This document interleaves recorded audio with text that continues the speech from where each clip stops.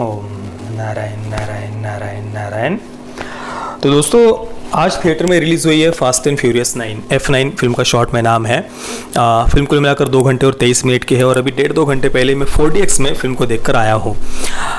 2006 से 13 के बीच में जितनी भी फास्ट एंड फ्यूरियस सीरीज़ की फिल्में आई थी, 4 फिल्में आई थी, उन सभी को जस्टिन लिन ने डायरेक्ट किया था और उन्होंने ही अभी दोबारा 2021 की इस फास्ट एंड फ्यूरियस 9 को भी डायरेक्ट किया है और वही इस फिल्म के को राइटर भी है।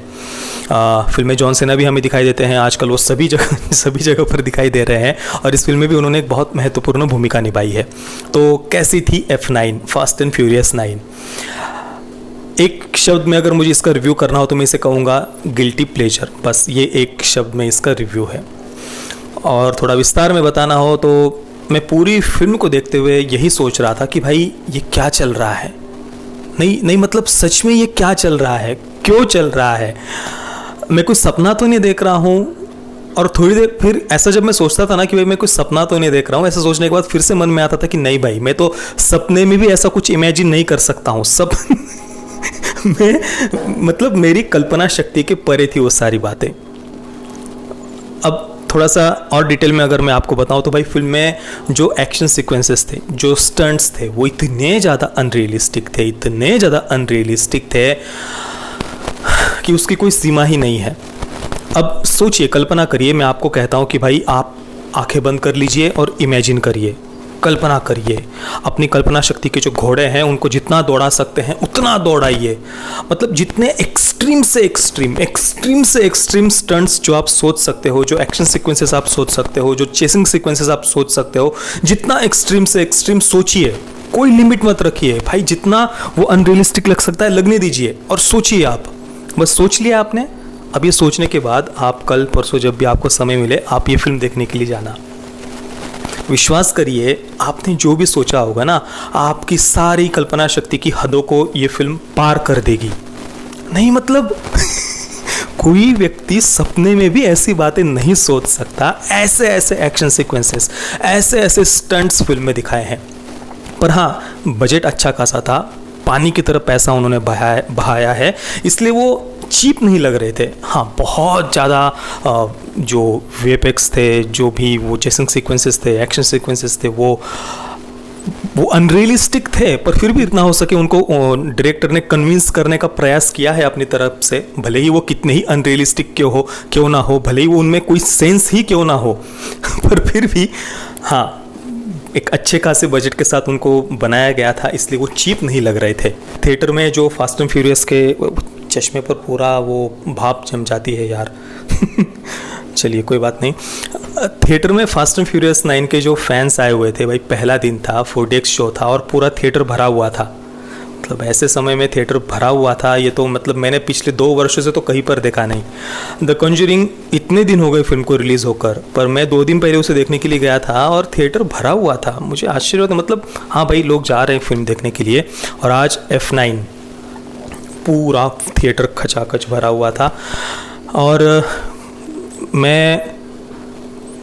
वो फैंस जो थे F9 fast and furious series के, वो उन स्टंट्स पर चीख रहे थे, चिल्ला रहे थे और एंजॉय कर रहे थे, भले ही वो कितने ही अनरियलिस्टिक क्यों ना हो। पर फिल्म सच में बहुत ज़्यादा एक्सट्रीम, कुछ बहुत ही ज़्यादा over the top action sequences film में दिखाए हैं। और अगर आप थोड़ा सा भी अपना दिमाग का यूज़ करेंगे तो भाई आप फिल्म को एंजॉय नहीं कर पाएंगे, आप अपने बाल नोचने लग जाएंगे और ये फिल्म फिर आपको डम लगेगी। इतने ज़्यादा वो एक्शन सीक्वेंसेस आपको बिल्कुल स्टूपिड लगेंगे।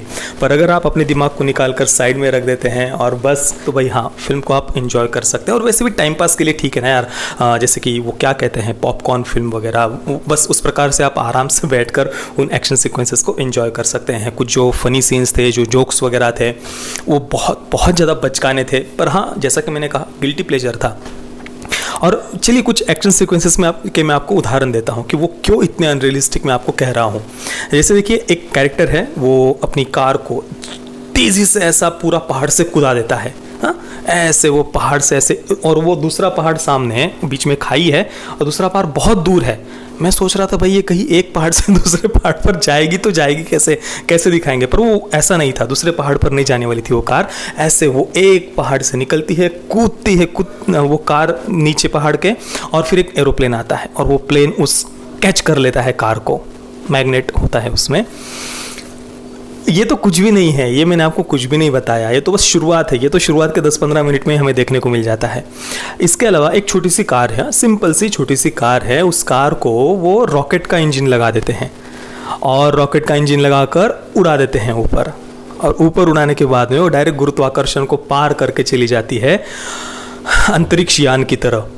और फिर उसके बाद वो कार वहाँ पर एक सैटेलाइट को टक्कर मार देती है और वो सैटेलाइट फट जाता है, ब्लास्ट हो जाता है उसका, पर फिर भी कार को कुछ नहीं होता। हाँ, इतना बड़ा सैटेलाइट को वो टक्कर मारती है कार, सैटेलाइट पूरा फट जाता है, तहस नहस, उसके चिथड़े उड़ जाते हैं, कार को कुछ नहीं होता। उसके अंदर बैठे हुए 2 जो कैरेक्टर्स है उनको भी कुछ भी नहीं होता।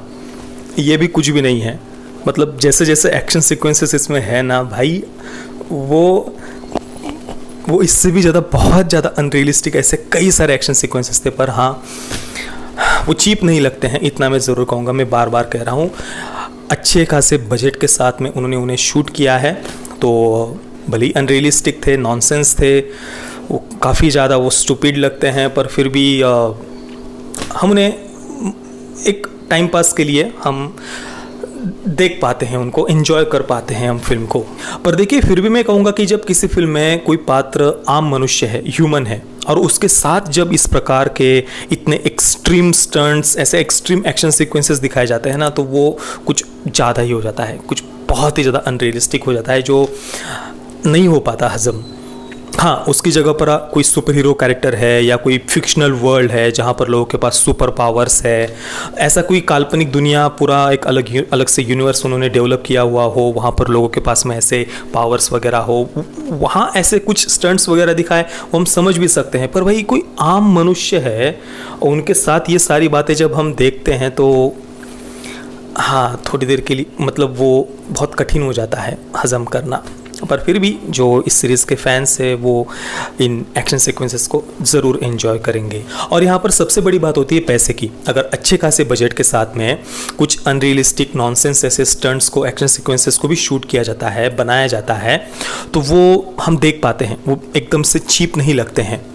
पर अगर उसी प्रकार के एक्शन सीक्वेंसेस को कम बजट के साथ में या डायरेक्शन उतना बढ़िया नहीं हो, डायरेक्टर उतना बढ़िया तरीके से उनको शूट नहीं कर पाए, ऑडियंस को कन्विंस नहीं कर पाए, तो यही सेम एक्शन सीक्वेंसेस बहुत ही ज़्यादा चीप भी लग सकते हैं और वो बहुत ज़्यादा हमें इरिटेट भी कर सकते हैं। जैसे कि रेस 3 या अभी और भी ऐसी कई सारी, क्या वो राधे वगैरह जो भी फिल्में अभी हाल ही में आई हुई है, उनको आप देख लीजिए।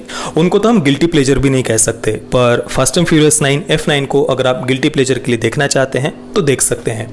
चलिए, लगभग सारी बातों के बारे में हमने चर्चा कर ही ली है। एक कहानी के बारे में हमने बात नहीं की, क्योंकि कहानी क्या है वो मैं खुद पूरी फिल्म के दौरान ढूंढने का प्रयास कर रहा था कि भाई कहानी क्या है फिल्म की। पर अगर बेसिक सी कहानी अगर मैं आपको बताऊं तो डोमिनिक टोरेटो का जो भाई है जेकब, वो पूरी दुनिया को नष्ट करने वाला है और उससे अब इस दुनिया को बचाना है। ये कुल मिलाकर फिल्म की कहानी है। मैं फास्ट एंड फ्यूरियस 9 को दूंगा 6 out of 10 stars. Parental guidance की बात करें तो फिल्म में कोई सेक्स न्यूडिटी नहीं है, बाकी हाँ एक्शन सीक्वेंसेस है, ढेर सारे एक्शन सीक्वेंसेस है, तो अगर आप परिवार के साथ में फिल्म देखना चाहते हैं तो देख सकते हैं। बाकी आपने अगर फिल्म को देखा है तो आपका एक्सपीरियंस कैसा रहा, मुझे आप नीचे कमेंट में अवश्य बताइए। ये वीडियो देखने के लिए आप सबका बहुत बहुत धन्यवाद। जय श्री राम, वंदे मातरम।